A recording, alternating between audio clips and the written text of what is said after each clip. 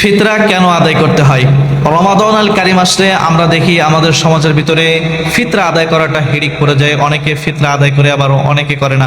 এখন অনেকের মনে হতে পারে যে আসলে এই যে ফিতরাটা আদায় করে, আসলে কি জন্য এই ফিতরাটা আদায় করতে হয়।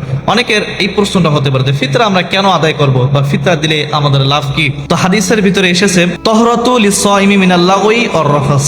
এক নম্বর প্রধান যেই কারণে ফিতরা দেওয়া হয় তার ভিতরে এক নম্বর হলো, আমরা যখন রমাদান আল কারিমের রোজাগুলো রাখি অনেক ভুল ভ্রান্তি আমাদের হয়ে যেতে পারে, বা অনেক কারণে আমাদের এই যে রোজাগুলো এগুলোর কমতি থাকতে পারে।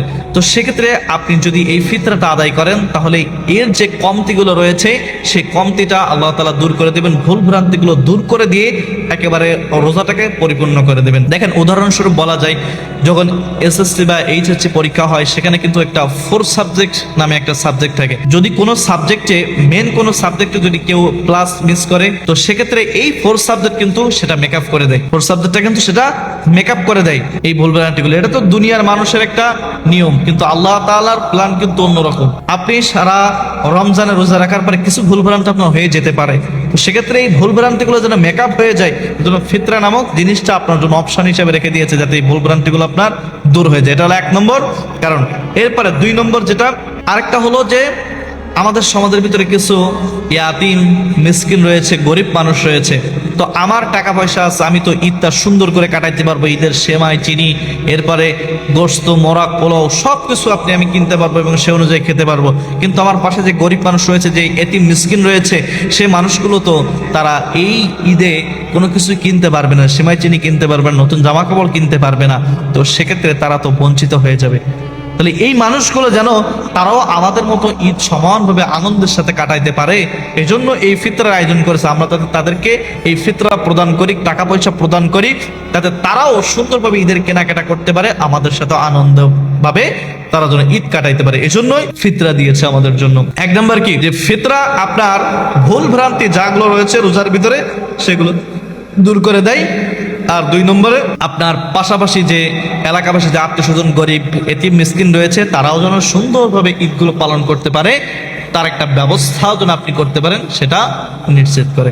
কত সুন্দর ইসলাম! দেখেন কি পরিমাণ সম্পদের মালিক হলে ফিতরা আদায় করতে হয়।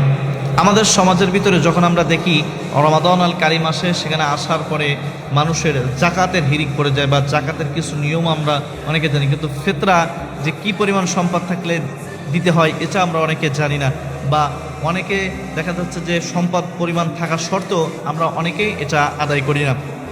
ফিতরাটা মূলত কি জন্য দেওয়া হয়েছে, যারা এতিম মিসকিন রয়েছে তারাও যেন সুন্দরভাবে আপনাদের সাথেও ঈদ পালন করতে পারে, আনন্দের সাথে সব কিছু নিয়ে। এই জন্যই ফিতরা বিধানটা আল্লাহ তাআলা চালু করেছেন।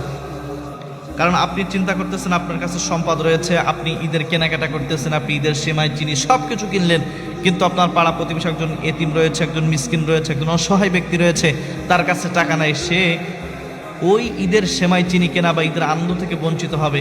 এটা তো ইসলাম কখনো সাপোর্ট করে না। এজন্য তারাও যেন সমানভাবে ঈদের আনন্দ ভোগ করতে পারে, এজন্য ফিতরার সিস্টেমটা আল্লাহ তাআলা চালু করে দিয়েছেন। তো কথা হলো যে কি পরিমাণ সম্পদ থাকলে আমাকে ফিতরা দিতে হবে। প্রথমত, যদি নেশাব পরিমাণ সম্পদের মালিক আপনি ঈদের নামাজে যাওয়ার আগ মুহূর্ত পর্যন্ত থাকেন, তাহলে আপনার জন্য ফিতরা ওয়াজিব, আপনাকে ফিতরা দিতে হবে। তো এই নিসাব পরিমাণ যে সম্পদের মালিক যেটা, সেটা নিসাবটা আসলে কতটুকু? নিসাব বলতে বোঝাই এই যে জাকাতের ক্ষেত্রে যেমন নিসাব আছে 7.5 ভরি স্বর্ণ এবং 52.5 ভরি রূপা, বা সেই সম পরিমাণ যদি অর্থ আপনার কাছে থাকে, তো জাকাতের ক্ষেত্রে কি হয়, সেটা 1 বছর স্টে করা লাগে, সমস্ত খরচ খরচা বাদ দিয়ে 1 বছর থাকা লাগে। আর এই ফিতরার ক্ষেত্রে কি হয়, সেটা আপনার পরিবারের ভরণ পোষণ বাদ দিয়ে যদি এত পরিমাণ সম্পদ আপনার কাছে থাকে, তাহলে বাড়ির যিনি কর্তা রয়েছে, যিনি এই বাড়ির সমস্ত মেম্বারের পরিচালনা করে, তাকে এটা পরিবারের পক্ষ থেকে আদায় করতে হবে। এটা একেবারে সহজ ভাষায়। জাকাতের ক্ষেত্রে কি হয়, এটা 1 বছর স্টে করা লাগে বা 1 বছর জমা থাকা লাগে, কিন্তু ফিতরার ক্ষেত্রে 1 বছর জমা থাকা লাগে না।